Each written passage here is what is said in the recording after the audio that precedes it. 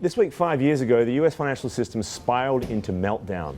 Here at the Wall Street Journal, we're recognising that important anniversary with in-depth coverage in the paper, online and here at WSJ Live.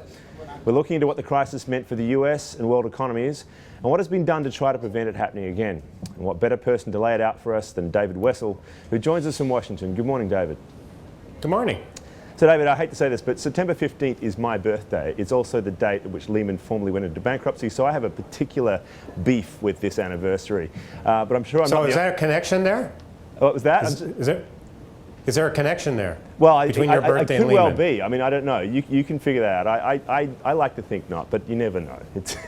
It certainly was an ominous time to be sort of thinking about my birthday. Nonetheless, other people have these concerns, obviously. So tell me, you lay out in your piece this interesting, two-tier way of thinking about things. Either there's the glass half full view that says, hey, we survived and everything's okay, or the glass half empty view that says, my God, this economy is still very sick. So which is it? Have we got the crisis behind us, or is it still with us?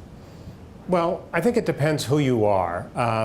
I often think that Americans are right to be angry that it looks like Wall Street got bailed out and Main Street didn't.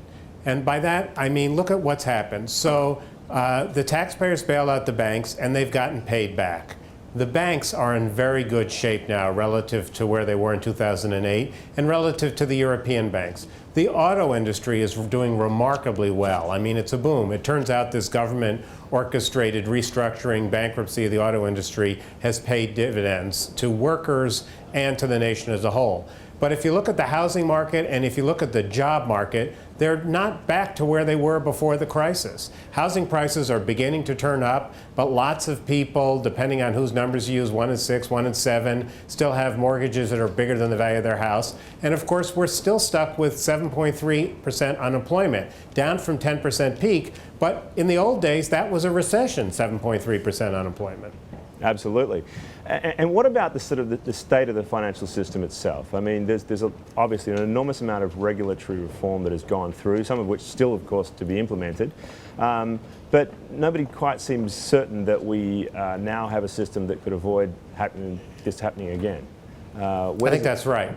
Yeah. I think that's right. So we are going to have another financial crisis. That's inevitable. We have fire departments because we know that despite all our progress in fire prevention, we are going to have fires.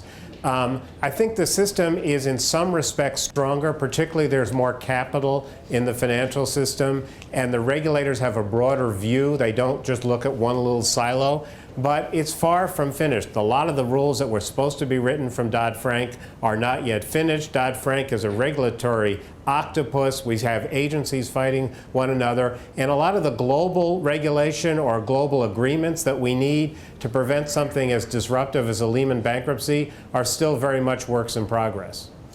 Now, what about the political implications of this? Because I mean, you alluded earlier on to what is ultimately a bifurcated world where banks are doing well and auto companies are doing well, and certainly stock market investors have done pretty well. But Main Street seriously suffering. That creates divisions, and that has political implications. Of course, the rise of the Tea Party is connected with the fall and the crisis itself.